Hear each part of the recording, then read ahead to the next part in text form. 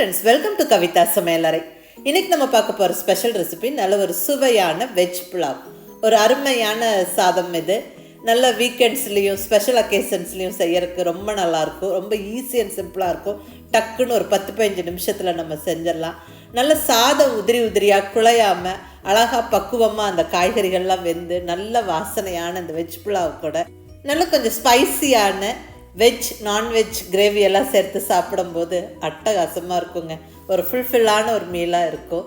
நிறைய வெஜிடபிள்ஸ் சேர்த்து செய்யக்கூடிய இந்த வெஜ் புலாவ் அப்படியே நல்ல அழகாக உதிரி உதிரியாக பக்குவமாக எப்படி செய்கிறதுன்னு பார்க்கலாங்க.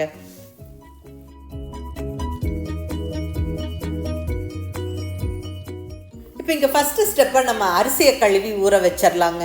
இங்கே ஒரு ஃபுல் டம்ளருக்கு, அதாவது ஒரு 200 கிராம் அளவுக்கு பாசுமதி ரைஸ் எடுத்துருக்கிறேன். இது நல்லா தண்ணி விட்டு 2 வாட்டி கழுவிட்டு நல்ல தண்ணி விட்டு ஊற வச்சிடலாம். ஒரு 15லேருந்து 20 நிமிஷம் வரைக்கும் அரிசி ஊறட்டும்.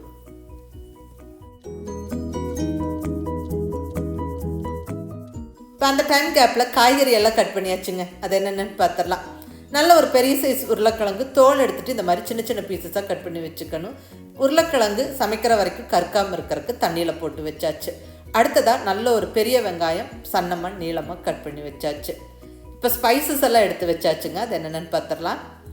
நல்ல ஒரு 2 துண்டு பட்டை, 4 கிராம்பு, 2 பிரிஞ்சி இலை, 1/2 டீஸ்பூன் சீரகம், 4 ஏலக்காய், ஒரு 1/2 டீஸ்பூன் கல்பாசி.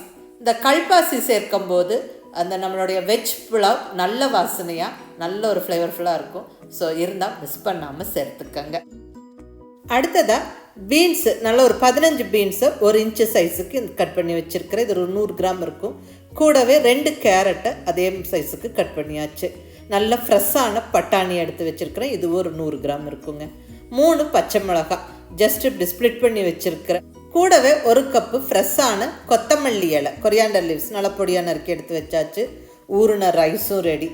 இது கூட நம்ம 1 டீஸ்பூன் இஞ்சி பூண்டு விழுது சேர்த்துக்கணும். ஸோ இஞ்சி பூண்டு விழுதும் எடுத்து வச்சாச்சு. இப்போ நம்மளுடைய வெஜ் புலாவை தாளிச்சிடலாங்க. இங்கே ஸ்டவ்வில் நல்ல ஒரு அகலமான கடாய் வச்சாச்சு. கடாய் சூடானதுக்கப்புறம் 1 டேபிள் ஸ்பூன் ஆயில் சேர்த்துக்கிறேன். கூடவே 1 டேபிள் ஸ்பூன் நெய்யும் சேர்த்தாச்சு.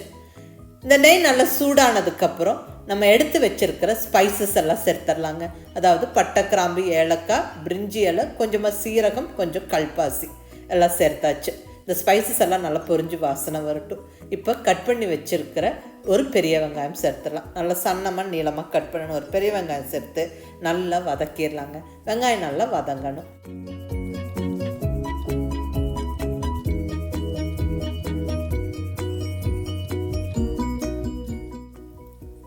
இப்போ இங்கே வெங்காயம் ஓரளவுக்கு வதங்கிருச்சுங்க. இப்போ இந்த ஸ்டேஜில் இஞ்சி பூண்டு விழுது சேர்த்துடலாம். 1 ஸ்பூன் இஞ்சி பூண்டு விழுது. இந்த ஜிஞ்சர் கார்லிக் பேஸ்டோடைய பச்சை வாசனை போகிற வரைக்கும் நல்லா வதக்கி விடணும்.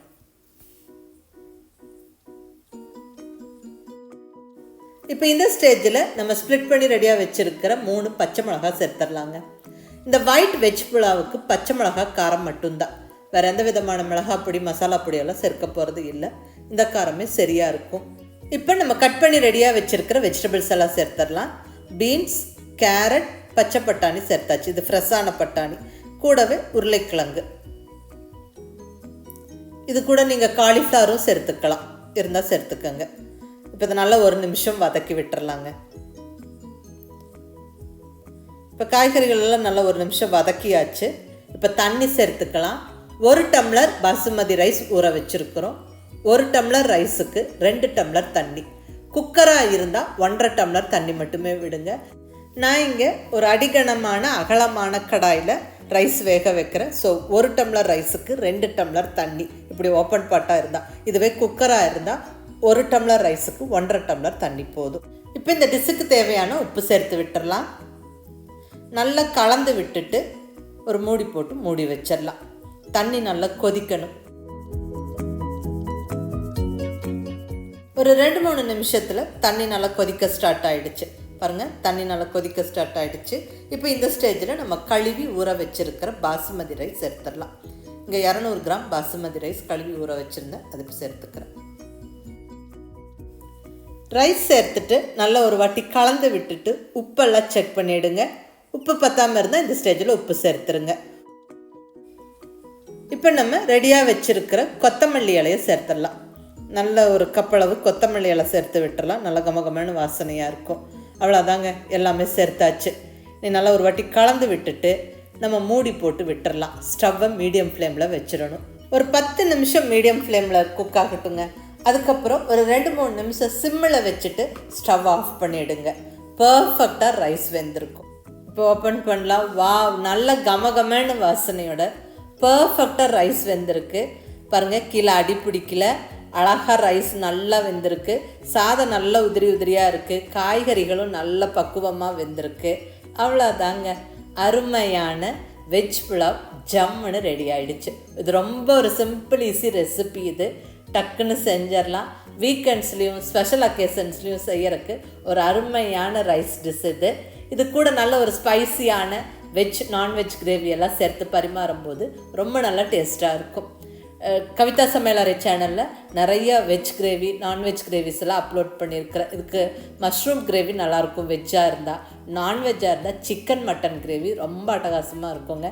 ஸோ மிஸ் பண்ணாமல் இந்த வெஜ் புலாவை இதே மாதிரி ட்ரை பண்ணி பார்த்துட்டு எப்படி இருந்ததுன்னு உங்கள் ஃபீட்பேக் சொல்லுங்கள். பிடிச்சிருந்தா லைக் பண்ணி, ஷேர் பண்ணி, கமெண்ட் பண்ணுங்கள். கவிதா சமையலறை சப்ஸ்கிரைப் பண்ணி என்னுடைய மற்ற ரெசிபிஸும் வீடியோஸும் பாருங்கள். தேங்க்யூ.